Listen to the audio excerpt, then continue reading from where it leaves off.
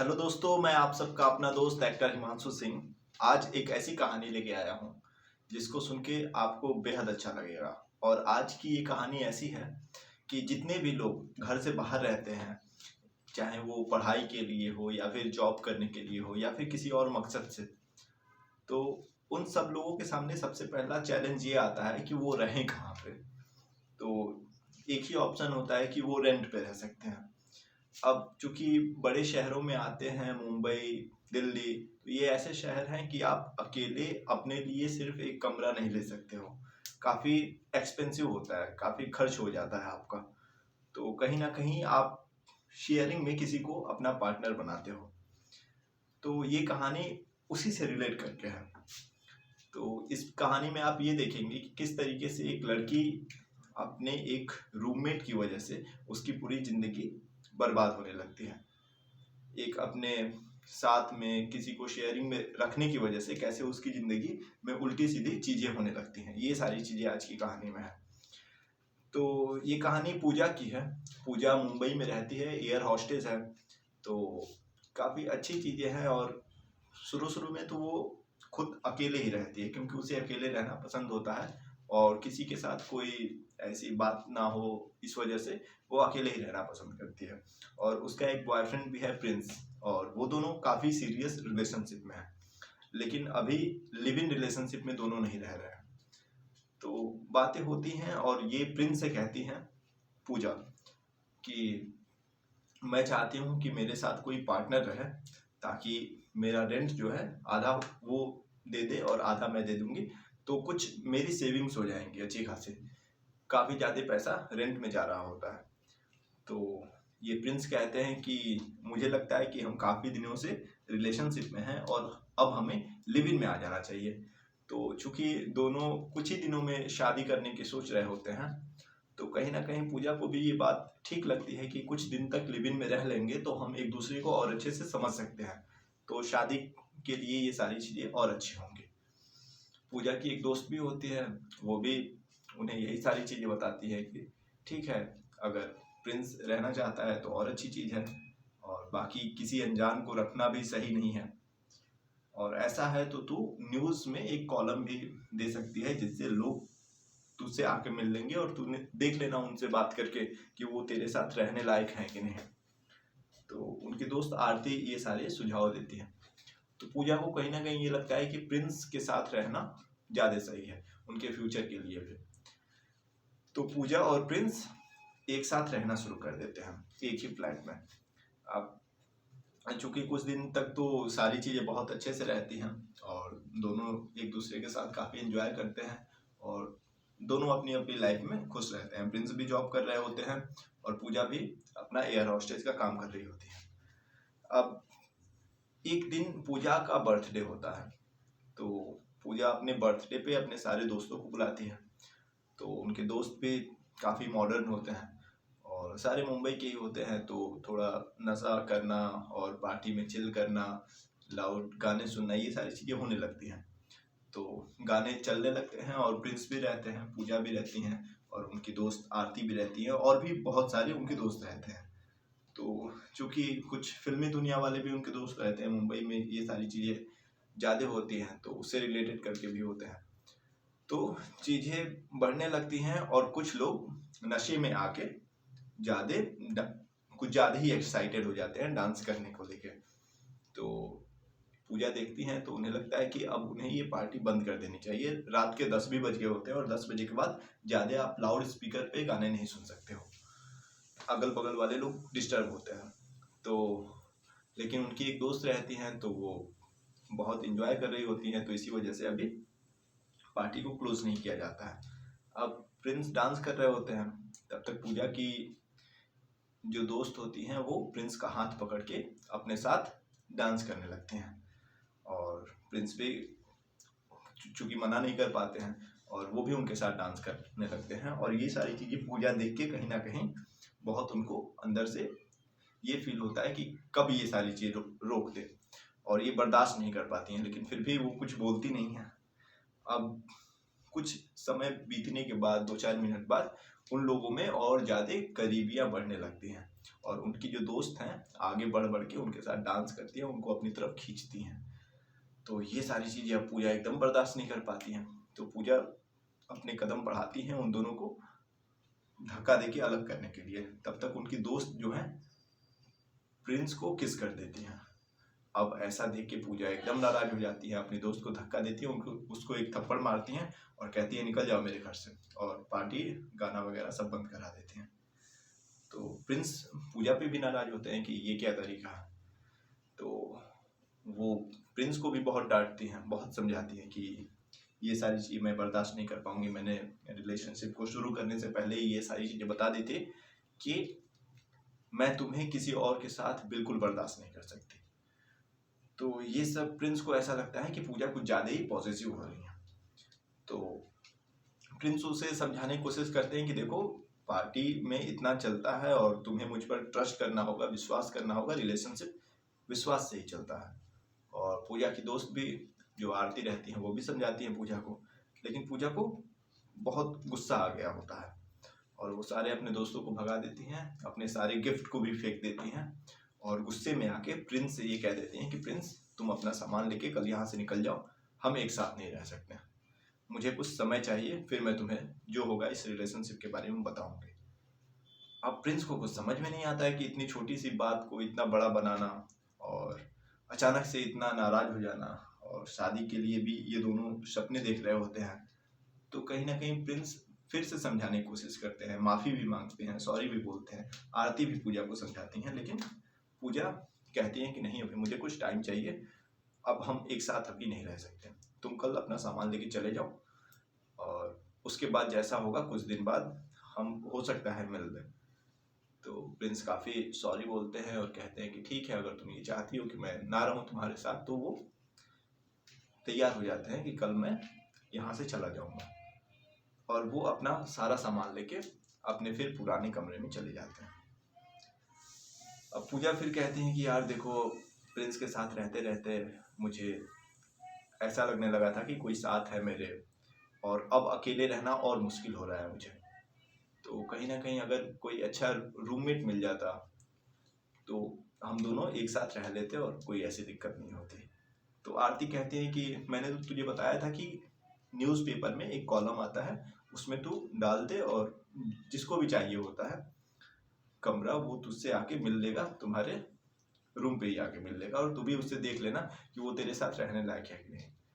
तो पूजा यही करती हैं, न्यूज़पेपर में कॉलम डाल देती हैं और इस वजह से कुछ ही दिनों बाद तरह तरह के लोग उनके यहाँ आने लगते हैं।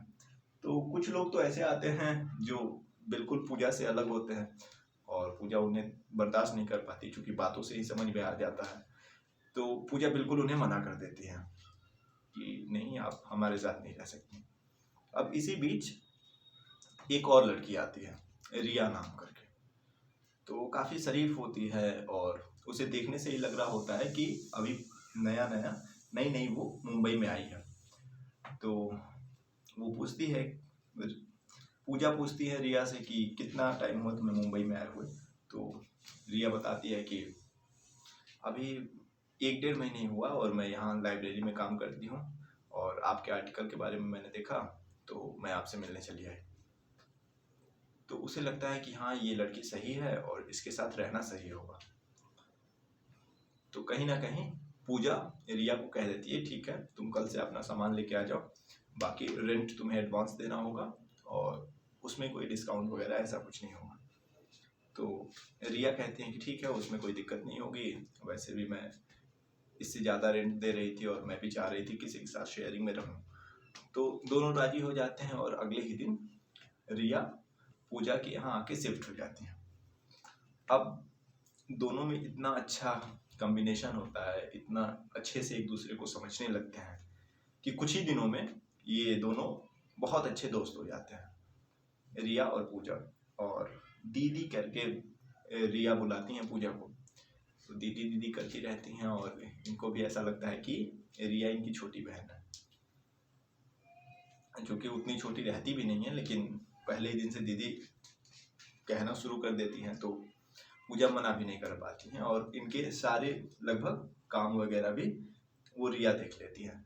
क्योंकि रिस्पेक्ट देती हैं बहुत ज़्यादा, और ऐसा पूजा को पहली बार लगता है किसी में, तो काफ़ी अच्छा कॉम्बिनेशन हो जाता है। और काफ़ी देर देर रात तक एक दूसरे से बात करना, हंसना, ये शुरू कर देते हैं। और कहीं ना कहीं पूजा प्रिंस को भूलने लगती हैं, और वो चाहती भी हैं ऐसा करना। और इधर प्रिंस जो हैं बार बार पूजा से संपर्क करने की कोशिश करते हैं, उनको एसएमएस करते हैं, और उनको रास्ते में कभी मिलते हैं तो बात करने की कोशिश करते हैं, और कहीं ना कहीं अपने रिलेशनशिप को फिर से सुधारने की कोशिश में लगे रहते हैं। लेकिन रिया कहती है कि नहीं, अभी मैं तुमसे कुछ बात नहीं करना चाहती हूँ, जैसा होगा मैं खुद तुमसे बात करूँगी। तो ऐसे चीज़ें चलती रहती हैं। अब एक रात पूजा जो है अपने कमरे में आती हैं, तो आने में इनकी देर हो जाती है, 11:30 बजे रात को आती हैं ये। तो ये देखती हैं कि रिया पूजा के कमरे में आईने के सामने खड़ी है, और पूजा के कपड़ों को, चूँकि उनकी ड्रेस जो होती है थोड़ी स्टाइलिश होती है और कुछ हल्के छोटे कपड़े होते हैं, तो उनको पहन के रिया काफ़ी आईने के सामने सजती है और संवर रही होती है। तो पूजा को थोड़ा अजीब लगता है, उसे बिल्कुल ही पसंद नहीं कि उसके सामान के साथ कोई छेड़खानी करे और कुछ भी करे। लेकिन शुरू में तो लगता है कि वो डांटे इनको बहुत ज़्यादा, लेकिन फिर वो अपने आप को संभालती है और कहती है कि यहाँ मेरे कमरे में ऐसे कैसे, और ये सारे ड्रेस तुमने बिना पूछे। तो वो सारी चीज़ें समझाती हैं कि दीदी आप कल जब ये ड्रेस पहनी थी तो बिल्कुल परी की तरह दिख रही थी, तो मुझे भी लगा कि मुझे भी एक बार ट्राई करना चाहिए, और मैंने आपसे पूछा नहीं, और आप आने में लेट हो गई, तो वही मैं ड्रेस पहन के देख रही थी सिर्फ अपने आप को। तो कहीं ना कहीं रिया के भोलेपन की वजह से पूजा उसे कुछ बोल नहीं पाती है, और कहती है कि अरे पगली, ऐसी बात है तो चलो मैं तुम्हें ऐसे ड्रेस कल दिला दूंगी। और अगले दिन ये दोनों मॉल में जाते हैं और खूब सारी शॉपिंग करते हैं, और वैसे ही कई सारे ड्रेसेस लेके आते हैं मॉल से। अभी अपने कमरे पर आ ही रहे होते हैं तो इधर से प्रिंस आ जाते हैं रिया से बात करने की कोशिश करने में। तो रिया का हाथ पकड़ लेते हैं प्रिंस, रिया का नहीं, पूजा का हाथ पकड़ लेते हैं और कहते हैं देखो पूजा, मुझे समझने की कोशिश करो, तुम जो कुछ भी समझ रही थी वैसा नहीं था। और वो अपनी सफाई में चीज़ें अभी कहते ही रहते हैं कि रिया आती है और पूजा का हाथ पकड़ के खींच लेती है, और इनको सीने पे हाथ रख के धक्का दे देती है, क्योंकि पूजा भी मना कर रही होती है कि मैं तुमसे अभी बात नहीं करना चाहती। और ये चीज़ जब रिया सुनती है एक बार, तो वो अपने आप को रोक नहीं पाती है और प्रिंस को धक्का दे देती है, और इनको भी अपनी तरफ खींच के ले जाती है, और इनको खूब जोर से चिल्ला के कहती है दोबारा मिलने की कोशिश मत करना, और दीदी के साथ कोई ज़बरदस्ती करने की कोशिश मत करना, ये मत समझना कि दीदी अकेली हैं। तो प्रिंस शुरू में तो 30-40 सेकंड तक रिया को देखते रहते हैं कि कुछ अलग ही इनका बिहेवियर है, और फिर पूजा भी रिया को देखती हैं कि इसको क्या हो गया अचानक से। तो वहाँ तो कुछ नहीं बोलती हैं पूजा, और लेकिन जब ये दोनों कमरे में जाते हैं तो ये रिया बताती है कि दीदी आपको डरने की ज़रूरत नहीं है, ऐसे बहुत से लोग होते हैं जो परेशान करते हैं, हमें मिल के सामना करना चाहिए। तो पूजा जो है इन्हें समझाती हैं कि देखो ये हमारा पर्सनल मैटर है, और मैं नहीं चाहता कि तुम इसमें बीच में पड़ो, और कहीं ना कहीं कुछ मेरी पर्सनल चीज़ें हैं, और मुझे बिल्कुल अच्छा नहीं लगता कि कोई और उसमें आके इंटरफेयर करे। तो रिया को चीज़ें समझ में आ जाती हैं कि कहीं ना कहीं वो थोड़ी गलत थे, लेकिन अब ये देखती हैं कि इन दोनों लोगों के बीच में कोई और भी आ गया है, और जिसे पूजा ज़्यादा पसंद करती हैं। ये बात रिया को समझ में आ जाती है, और यहीं से अब चीज़ें थोड़ी बदलना शुरू हो जाती हैं। पूजा के कमरे के नीचे वाले कमरे में मिश्रा जी रह रहे होते हैं। अब मिश्रा जी भी इंडस्ट्री में काम कर रहे होते हैं, फिल्मी दुनिया में, और राइटिंग का कुछ अपना इनका काम होता है, और अकेले ही रहते हैं, और उनके साथ एक छोटा सा कुत्ता रहता है जिसको वो बहुत ज़्यादा प्यार करते हैं। तो जब ये देखते हैं रात को कि इस तरीके की चीज़ें हैं, तो ये समझ जाते हैं कि कहीं ना कहीं पूजा अभी भी प्रिंस को चाहती है, और थोड़ा बहुत इसको समझा दिया जाएगा तो इन दोनों का रिलेशनशिप अच्छा हो जाएगा, और ये दोनों साथ में रहेंगे, और कुछ ही दिनों में शादी भी हो जाएगी। तो अगले ही दिन मिश्रा जी आते हैं, बात करने के लिए। और ये पूजा से बात करते हैं, कहते हैं देखो पूजा, कुछ कुछ चीज़ें होती हैं जो हमें इग्नोर करनी पड़ती हैं किसी भी अच्छे रिलेशनशिप को। बाकी प्रिंस अच्छा लड़का है, मैं भी उसे जानता हूँ और मैंने उसे कई बार आते जाते देखा है, यहाँ रहता था तो भी मुझसे बातें होती थी। तो वैसा लड़का नहीं मिलेगा पूजा, उसको तुम ऐसे जाने मत देना अपनी ज़िंदगी से। तो पूजा कुछ बोलती नहीं है, चुप रहती हैं, सोचती रहती हैं और ये सारी बातें रिया सुन लेती हैं। अब रिया सुनती हैं तो रिया को ये बर्दाश्त नहीं होता है कि कोई और आके पूजा को ये समझाने लगे कि उनके लिए प्रिंस अच्छा है। कहीं ना कहीं प्रिंस अगर आ जाते हैं पूजा की ज़िंदगी में तो रिया दूर चली जाएंगे, क्योंकि इनको ऐसा लगता है। अब ऐसा क्यों लगता है ये सारी चीज़ें अभी कहानी के बाद में पता चलेंगे, क्योंकि उनकी एक साइकोलॉजिकल प्रॉब्लम होती है। तो ये कहीं ना कहीं अपने आप को इनसिक्योर फील करने लगती हैं रिया। तो ऐसे चीज़ें होती हैं। अब वहाँ से जब जाते हैं ये मिश्रा जी, तो इनको रिया को लगता है कि मिश्रा ने आके ऐसी आग लगा दी है जिससे बार बार पूजा प्रिंस के बारे में ही सोच रही है और इनसे अब बात करना थोड़ा कम कर दिया है पूजा ने रिया से। तो अब वो बदला लेने की कोशिश करती हैं मिश्रा से। तो मिश्रा को देखती हैं कि वो अपने कुत्ते से बहुत लगाव रखते हैं और कुत्ते से बहुत प्यार करते हैं। तो इनके मन में ये ख्याल आता है कि क्यों ना इनके कुत्ते को ही मार दिया जाए, जहर दे के या फिर किसी और तरीके से।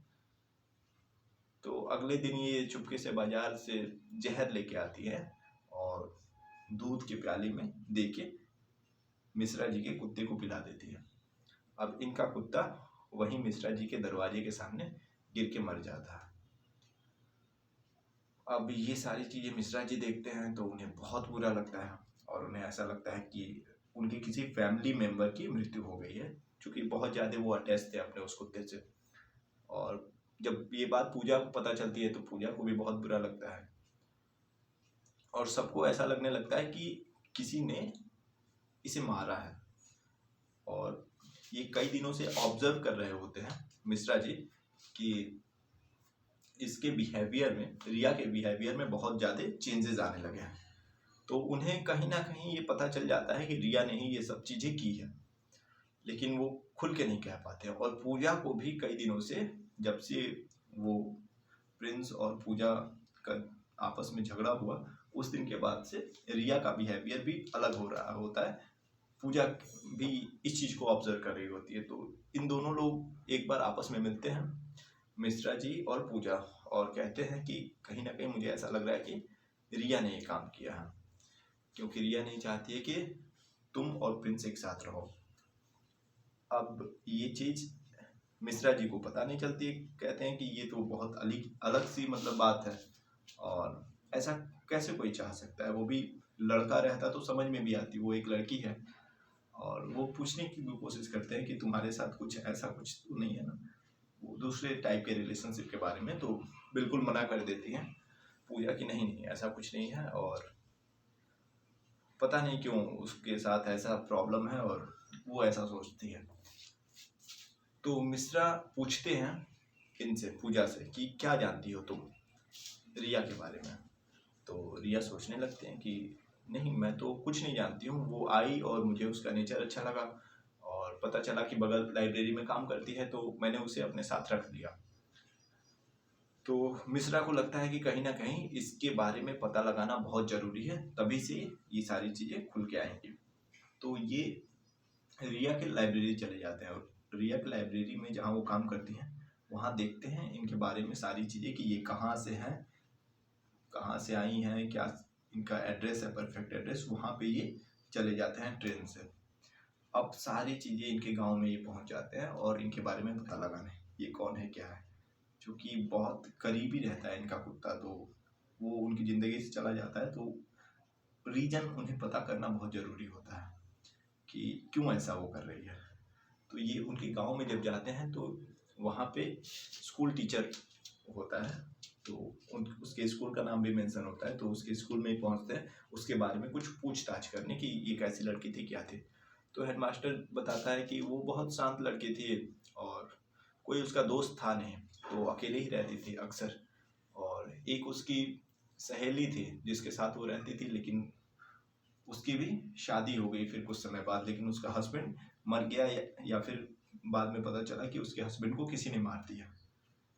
तो ये सारी चीज़ें जब वो बातें कर रहे होते हैं हेडमास्टर से, तो एक विधवा लड़की जो है सुन रही होती है इन बातों को। तो जब मिश्रा जी उस हेडमास्टर से बात करके वापस आ रहे होते हैं, तो वो विधवा लड़की इनसे आके कहती है कि जो हेडमास्टर साहब बता रहे थे कि उसकी सहेली के पति को किसी ने मार दिया, वो मैं ही हूँ। और मेरे पति को किसी और ने नहीं मारा है, रिया ने ही मारा है। तो फिर ये कहते हैं कि तो फिर उसे सजा क्यों नहीं हुई, और तुमने ये बात सबको बताई क्यों नहीं। तो ये बताने लगी कि बचपन से ही हम दोनों एक साथ रहते थे, एक साथ खेलते थे, और काफ़ी सालों तक हम एक साथ ही रहते थे। और रिया कहीं ना कहीं मुझसे बहुत ज़्यादा अटैच हो गई थी। और रिया की एक प्रॉब्लम है जो मैं जानती हूँ, और किसी को ना ही मैंने बताई और ना ही कोई उस चीज़ को पकड़ पाता है, क्योंकि मैं बहुत समय से उसके साथ रहती हूँ तो जानती हूँ। वो जिसके साथ रहने लगती है उसको चाहती है कि वो उसकी ज़िंदगी से जाए ना, और अगर वो किसी वजह से उसकी ज़िंदगी से जाता है तो वो उसके लिए कुछ भी करने के लिए तैयार होती है। तो ये चीज़ समझ में आ जाती है मिश्रा जी को कि कहीं ना कहीं इसको साइकोलॉजिकल प्रॉब्लम है कुछ। तो ये कहते हैं कि इसका क्या, फिर इसके लिए क्या किया जाए। तो वो कहती हैं कि उसने मेरे पति को मार दिया, और कुछ दिनों के लिए पुलिस कस्टडी में भी गई थी, लेकिन कुछ सबूत ना मिलने की वजह से उसे पुलिस वालों ने छोड़ दिया, और फिर वो ये गांव छोड़ के ही मुंबई चली गई काम करने, और मैंने भी उससे बात करना बंद कर दिया। तो मिश्रा जी को पता चलता है कि ये तो सच में एक साइको किलर है, या फिर पागल कह सकते हैं। अब ऐसे लोग आम दुनिया में होते हैं और आप उन्हें पकड़ नहीं पाते हैं, क्योंकि चूंकि बात करने में और उनके साथ रहने में आप उन्हें ऐसे नॉर्मल ही समझते हो, लेकिन उनके दिमाग में कुछ ऐसी चीज़ें होती हैं जो बहुत बारीकी से पकड़ी जाती हैं। तो ऐसा मिश्रा जी को कहीं ना कहीं समझ में आ गया होता है। अब ये पहुंचते हैं मुंबई और सोचते हैं कि रिया से बात करेंगे और उसे समझाने की कोशिश करेंगे और उसका इलाज करवाएंगे। और ये करने की कोशिश भी करते हैं और रिया को अपने कमरे में अकेले बुलाते हैं और ये सारी चीज़ें बताते हैं कि मुझे तुम्हारे बारे में सब कुछ पता है, और मैं चाहता हूँ कि तुम्हारा बहुत अच्छा इलाज कराऊं, तुम बहुत जल्दी ठीक हो जाओगी। मैं यहाँ के बहुत मशहूर डॉक्टरों को जानता भी हूँ। अब रिया को जब ये पता चलता है कि ये तो मेरे बारे में सब जानता है, तो वो बहुत रोने लगती है, क्योंकि उसे ऐसा लगता है कि अगर ये बातें पूजा को मालूम चल जाएंगी तो कहीं ना कहीं पूजा उसे अपने कमरे से बाहर निकाल देगी और उसके साथ कभी नहीं रहेगी, ना ही उससे बात करेगी। तो ये रोने लगती हैं कि देखिए मिश्रा जी, ऐसा मत कीजिए, और ये बात किसी को मालूम नहीं चलना चाहिए, और मैं कभी गलत नहीं थी, और ऐसी ऐसी चीज़ें काफ़ी मतलब सफाई अपनी देती हैं, बहुत ज़्यादा काफ़ी कुछ बताती हैं। लेकिन ये मिश्रा कहते हैं कि देखो तुम्हें इलाज की ज़रूरत है। अब ये कहती हैं कि ये दवाइयाँ, कई बार मैं डॉक्टर के पास गई तो ये दवाइयाँ उन्होंने लिख के दी। जब वो दवाई देखते हैं मिश्रा जी, तो वो डिप्रेशन की दवाइयाँ होती हैं, और वो ऐसी दवाइयाँ होती हैं कि अगर उन दवाइयों को आप रेगुलर नहीं लेते हो तो आपका बिहेवियर ऐसा हो जाएगा कि आप खुद के दुश्मन हो सकते हो। सामने वाले को तो छोड़ो, आप कुछ नहीं समझोगे, कभी भी मार दोगे और किसी बात को बर्दाश्त नहीं कर पाओगे। साथ ही साथ आप खुद के भी दुश्मन हो जाते हो, खुद को भी कभी भी मार सकते हो, सुसाइड कर सकते हो। तो वो दवाइयाँ वो कई दिनों से लेना बंद कर दी थी पूजा ने। तो मिश्रा को ये समझ में आता है कि ये तो बहुत बड़ी कंडीशन है और कहीं ना कहीं पूजा की जान को भी खतरा है इसके साथ रहने में। तो ये चिल्ला के कहने लगती है कि मिश्रा जी, अब मैं खुद को मार दूंगी, मैं जा रही हूँ छत पे और छत से छलांग लगा दूंगी। और कहीं ना कहीं मिश्रा को ऐसा लगता है कि हाँ, ये ऐसा कर भी सकती है, और ये बहुत समझाने की कोशिश करते हैं और इसके पीछे पीछे दौड़ने लगते हैं जब ये छत पे जाने लगती है। तो कहते हैं कि रुक जाओ रिया, ऐसा करने की कोई ज़रूरत नहीं है, तुम बिल्कुल ठीक हो जाओगी और तुम जैसा चाहोगे वैसा ही होगा, तुम बस मान जाओ, तुम किसी सुसाइड के बारे में मत सोचो, और ये सारी चीज़ें बहुत बेकार है, कुछ करके फ़ायदा नहीं होगा। तब तक ये ऊपर जाके फ्लोर पर पहुंच जाती हैं और ऊपर की दीवार पर और उसके पीछे काफ़ी गहरा बिल्डिंग ख़त्म होती है और उस पर वो खड़ी हो जाती है और उसी दीवार पे वो खड़ी हैं और बार बार कह रही हैं कि मैं अब जा रही हूँ कूदने और मेरी मौत की वजह आप होंगे और आप अपने आप को जीवन भर माफ़ नहीं कर पाएंगे। तो ये कहीं ना कहीं बचाने के लिए ये मिश्रा जी भी चढ़ जाते हैं कि उस दीवार पर चढ़ के इसे धक्का देके मैं नीचे गिरा दूंगा इधर, तो ये बच जाएगी। तो जब ये ऊपर चढ़ते हैं मिश्रा जी, तब ये मुस्कुरा के कहती है, मैं खुद को नहीं मारना चाहती थी मिश्रा, मैं तो तुम्हें मारना चाहती थी। और वो धक्का दे देते हैं तो मिश्रा जी नीचे गिर जाते हैं। इस तरीके से वो मिश्रा जी की भी जान ले लेती है। अब यहाँ से बात थोड़ी ज़्यादा आगे बढ़ जाती है क्योंकि यहाँ से मौत का सिलसिला शुरू हो जाता है, वो भी इंसानों की मौत का। तो ये चीज़ें जब रिया को मालूम चलती है अगली सुबह, तो कहीं ना कहीं उसे ये सारी चीज़ें पता चल जाती हैं कि ये काम भी उसने रिया नहीं किया है। क्योंकि जब वो बातें कर रहे होते हैं कि मिश्रा जी के कुत्ते को रिया ने मारा है और फिर मिश्रा जी का रिया के गांव जाना, फिर रिया के गांव से आना और फिर रिया और मिश्रा जी का एक साथ बातें करना और फिर रात को इनका मर्डर हो जाना, तो कहीं ना कहीं ये चीज़ें पूजा के दिमाग में क्लियर रहती हैं कि इन सारी चीज़ों के पीछे रिया ही है। अब रिया को कुछ साबित करने की जरूरत नहीं होती है क्योंकि अब उससे सभी डर रहे होते हैं। अब इन सारी चीज़ों से एक बंदा बिल्कुल अनजान है, वो है प्रिंस। प्रिंस क्या करते हैं कि एक गुलदस्ते में सॉरी लिख के इनके कमरे पे भिजवा देते हैं। तो एक कोई अननोन बंदा लेके आता है, तो ये दरवाज़ा खोलती हैं, तो रिया खोलती हैं। जब देखते हैं गुलदस्ता है, उस पर प्रिंस लिखा है और सॉरी लिखा है, तो वो कार्ड निकाल के फाड़ के डस्टबिन में फेंक देती हैं, बाकी वो गुलदस्ता रख देती हैं। और जब रात को पूजा आती हैं तो ये गुलदस्ता उठा के रिया दे देती हैं पूजा को, कहती हैं कि दीदी ये मेरी तरफ से आपके लिए, और कई दिनों से आप मुझसे अच्छे से बात नहीं कर रही थी, तो इसलिए मैंने सोचा आपको एक तोहफा दूंगी तो शायद आप खुश हो जाओगे। तो रिया बहुत अजीब सा चेहरा बना के वो गुलदस्ता लेके और अपने कमरे में चली जाती हैं। अब अगले दिन अब ये रिया के दिमाग में यही चल रहा होता है कि अब वो क्या करें, कैसे इसको मना करें, यहाँ से निकालें, और कहीं ना कहीं बहुत बड़ा ये जोखिम का काम है इसके साथ रहना। और इधर पूजा के दिमाग में चल रहा होता है, रिया के दिमाग में ये चल रहा होता है कि सब कुछ अब सही हो चुका है, अब हम और पूजा हमेशा एक साथ रहेंगे और प्रिंस को मैं पूजा की ज़िंदगी में कभी नहीं आने दूंगी। और इस तरीके से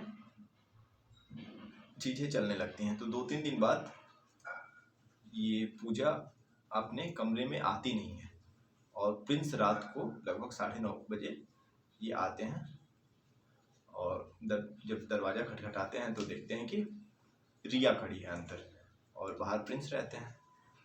तो फिर रिया कहती हैं कि दीदी तो है नहीं, तो प्रिंस कहते हैं कि कब तक आएंगी, कुछ बताया उन्होंने? तो रिया कहती हैं कि नहीं कुछ बताया तो नहीं, लेकिन आप आइए अंदर बैठिए, और अंदर बैठा देती हैं प्रिंस को और दरवाज़ा बंद कर देती हैं और ये दोनों कमरे में अंदर हैं, घर में अंदर है। अब ये रिया अपने कमरे में जाती हैं और जो नए नए ड्रेसेस लाई रहती हैं पूजा के साथ खरीद के, उनमें से एक सबसे अच्छी ड्रेस पहन के अपने आप को पूरी तरीके से सजा के और ये प्रिंस के सामने आ जाते हैं। अब प्रिंस जब इन्हें देखते हैं तो देखते रह जाते हैं। रिया काफ़ी सुंदर लग रही होती हैं और प्रिंस के काफ़ी करीब आने की कोशिश करती हैं रिया। अब प्रिंस कुछ तो ये सोचते हैं कि मना करें, लेकिन उनके जहन में ये चल रहा होता है कि कहीं ना कहीं रिया को ये सारी चीज़ें बुरी ना लग जाए। तो रिया कहती हैं कि मैं चाहती हूँ कि कहीं बाहर चलते हैं और फिर वहाँ कुछ बातें करेंगे। अब प्रिंस मना नहीं कर पाते हैं और फिर ये दोनों बाहर चले जाते हैं। अब बाहर जाके अब एक टेबल पे बैठे हुए हैं, एक तरफ प्रिंस हैं एक तरफ रिया हैं, और रिया काफ़ी सजी धजी हैं और खूबसूरत हैं। और इधर रिया मैसेज कर देती हैं कि रिया मैसेज करती हैं पूजा को कि वो किस रेस्टोरेंट में है और किस टेबल पे बैठी हुई हैं, और ये बात प्रिंस को नहीं पता है। तो जब मैसेज पूजा देखती हैं तो रिया बुलाती हैं पूजा को कि आप यहाँ जल्दी आ जाइए, मुझे आपसे कुछ ज़रूरी बात करनी है। तो पूजा जब ये मैसेज देखती हैं तो उन्हें लगता है कि कहीं ना कहीं रिया भी चाहती है कि वो अब उस कमरे में ना रहे और वो जरूर जल्दी से सारे काम अपने छोड़ के वो उससे मिलने के लिए आती है। और जब देखती हैं कि प्रिंस और रिया एक साथ बैठे हैं और रिया काफ़ी सजी धजी है और प्रिंस भी काफ़ी सज धज के आए होते हैं, क्योंकि पूजा से मिलना होता है, सॉरी बोलना होता है, तो ये चीज़ और वो बर्दाश्त नहीं कर पाती हैं और इनको ऐसा लगता है कि कहीं ना कहीं इन दोनों के बीच में भी कोई चक्कर है। तो वो प्रिंस से आके उनसे आंख मिला के ये कहती हैं कि मैंने बिल्कुल सही किया था तुम्हें सही समय पर अपनी ज़िंदगी से निकाल के। तुम यहाँ मेरी रूममेट के साथ बैठ के इसके साथ डेट कर रहे हो और बार बार मुझे सॉरी बोलने का नाटक कर रहे हो। तो इन्होंने कहा, प्रिंस समझाते हैं कि नहीं नहीं, कल मैंने एक गुलदस्ता भेजा था और वो तुमने ले लिया, तो मुझे लगा तुमने मेरा सॉरी एक्सेप्ट कर लिया, तो मैं मिलने आया था। तो फिर इनके दिमाग में आता है कि गुलदस्ता, और वो फिर याद आता है कि वो तो रिया ने दिया था, लेकिन उस पर कोई प्लेट नहीं था, नेम प्लेट या फिर सॉरी का ऐसा कुछ नहीं था। तो फिर वो वहाँ से गुस्सा होकर चली जाती है। अब रिया भी उनके पीछे चली जाती है और रिया कहती हैं पूजा से कि नहीं, जब उसने आपको धोखा दे दिया तो मैं भी उसके साथ नहीं रहूँगी और वो भी मेरे साथ धोखा करेगा और मुझे बार बार ये सारी बातें करके बहलाने की कोशिश कर रहा था, वो लड़का सही नहीं है। तो पूजा कुछ बोलती नहीं है और दोनों ही कमरे में चले जाते हैं और ये पूछती हैं कि कोई कल जो तुमने गुलदस्ता दिया था वो क्या किसी और ने भेजा था? तो रिया कहती है नहीं दीदी, वो तो मैंने आपके लिए खरीद के लाया था, ये तो ऐसे ही बातें बना रहा होगा। तो फिर पूजा कुछ नहीं बोलती हैं और ये अपने कमरे में चली जाती हैं। अब इस बीच प्रिंस फिर से कमरे में आ जाते हैं इनके साथ। अब इनके साथ जब आते हैं तो फिर रिया से बात करते हैं और सारी चीज़ें समझाते हैं, पूजा से बात करते हैं और सारी चीज़ें समझाते हैं और कहीं ना कहीं पूजा को भी लगने लगता है कि इनके बीच में, इन दोनों के बीच में जो भी मिसअंडरस्टैंडिंग है वो रिया की वजह से है और वो और बढ़ती जा रही है और वो रिया के साथ रहना भी नहीं चाहती थी और प्रिंस को वो काफ़ी अच्छे से समझती थी। तो कहीं ना कहीं वो मान जाती हैं कि ठीक है, हम दोनों एक साथ रहेंगे और इस रिया को यहाँ से कैसे भी करके निकालना है। और वो दोनों आके रिया के कमरे में बोलते हैं कि रिया, कल तुम्हें ये कमरा कैसे भी खाली करना है और यहाँ प्रिंस कल से शिफ्ट होने वाला है। अब रिया को कुछ समझ में नहीं आता है कि अचानक से ये क्या हो गया, अभी तो सब कुछ मैं ठीक करके आई थी। और तो फिर कहती हैं कि दीदी मुझे 2-3 दिन का और समय दे दो, अभी मैं कहाँ जाऊँगी और फिर मैं ज़रूर चेंज कर लूँगी। अब ये अपने लाइब्रेरी में जाती हैं तो वहाँ अपने बॉस को जो है अपने किसी तरह का प्रलोभन देके उनको अपने अंडर में कर लेती हैं और उनसे कहीं ना कहीं एक गन का बंदोबस्त कर लेती हैं। तो उनके बॉस के पास जो लाइब्रेरी देखते हैं उनके पास एक गन होती है, तो ये गन खुद ले लेती हैं रिया कि मुझे अभी ज़रूरत है और 2-3 दिन बाद मैं आपको लौटा दूँगी। और चूंकि इन दोनों के संबंध भी कुछ ऐसे रहते हैं कि उनके बॉस मना नहीं कर पाते हैं और रिया को दे देते हैं और रिया वो गन अपने पास रखने लगती हैं और उनका सिर्फ यही उद्देश्य रहता है कि कैसे भी प्रिंस को मारना है, क्योंकि प्रिंस हम दोनों के बीच में आया है। अब ये पूजा के कमरे में प्रिंस रहने लगते हैं और इधर रिया भी रहती हैं। तो एक रात 2-2:30 बजे करीब रिया उठती हैं और बिल्कुल सोचती हैं कि ये मार देंगी प्रिंस को। अब पूजा का कमरा भी थोड़ा खुला रहता है और ये जब कमरा खोलती हैं और देखती हैं तो ये दोनों एक साथ सोए रहते हैं बिस्तर पे। अब ये एकदम इस चीज़ को बर्दाश्त नहीं कर पाती हैं और इनका जो भी डिप्रेशन लेवल होता है वो बिल्कुल बढ़ जाता है। कोई भी सामने है तो उसे मारने के लिए या खुद को भी मारने के लिए, तो ऐसा कुछ महसूस होता है रिया को और वो पूरी तरीके से पागल होती है, अपने कमरे में जाती है, सारी दवाइयाँ एक साथ खा लेती है और बहुत तेज नींद आती है और सो जाती है। अब अगली सुबह जब उसका होश आता है और उसे वही चीज़ें याद आती हैं तो फिर से वो डिप्रेस होना शुरू कर देती है। गन उठाती है और पहुंचती है पूजा के कमरे में और वहाँ पे देखती है कि अभी ये दोनों सो ही रहे हैं और गन को ऐसे तान देती है और इसका हाथ ऐसे कांपने लगता है। गन चलाया नहीं होता है पहले कभी रिया ने, तो मारने की कोशिश ही करती है, तब तक इस प्रिंस की निगाहें खुल जाती हैं और ये देखते हैं कि इनके सामने रिया गन लेके खड़ी है। तो प्रिंस जल्दी से पूजा को धक्का देते हैं बिस्तर के नीचे और खुद भी गिर जाते हैं। तब तक ये बंदूक चला देती हैं। तो एक गोली चल जाती है लेकिन लगती नहीं है किसी को। अब ये दोनों बहुत चिल्लाने लगते हैं और ये दरवाज़ा उसको झटका देके बंद कर देते हैं और ये बार बार चिल्ला के कहते हैं, जल्दी खोलो, मैं कैसे भी मारना चाहती हूँ दीदी, मैं आपको कुछ नहीं होने दूंगी, लेकिन इस प्रिंस को मैं आपकी ज़िंदगी से हमेशा निकालना चाहती हूँ। मैं नहीं बर्दाश्त कर सकती कि आप और हमारे बीच में कोई और आए। और वो दरवाजे पे भी ऐसे बंदूक रख के गोली मारना शुरू कर देती हैं। तो प्रिंस और पूजा कैसे भी उससे बचते हैं और चिल्लाते हैं और जल्दी से फ़ोन करते हैं। तो पुलिस तब तक आ जाती है और तब तक ये दरवाजे में बंधे रहते हैं। और पुलिस ये सारी चीज़ें जब देखती है कि बंदूक लेके रिया खड़ी हैं और गोली चला रही हैं, तो इन्हें पकड़ लेती है। और कहीं ना कहीं इनके बिहेवियर को, इनका चिल्लाना देख के ये सारी चीज़ें भी अब वहीं साबित हो जाती हैं कि मिश्रा जी को और मिश्रा जी के कुत्ते को भी इन्होंने ही मारा है और ये ऐसे समाज में रहने लायक नहीं है। एक साइको हैं और ये पागल हैं, किसी को भी कभी भी मार सकते हैं। तो इस तरीके से पुलिस भी उन्हें हमेशा के लिए अपनी कस्टडी में कर लेती है और रिया को कैद हो जाती है और जेल में उनका इलाज होना शुरू हो जाता है। तो ये थी आज की कहानी। तो इसमें ये था कि किसी भी अननोन को आप अगर सही समझते हो तो कहीं ना कहीं आप, ये भी हो सकता है कि आप गलत हो। काफ़ी लोग ये सोच रहे होंगे कि इतना पसीना कैसे हो गया है।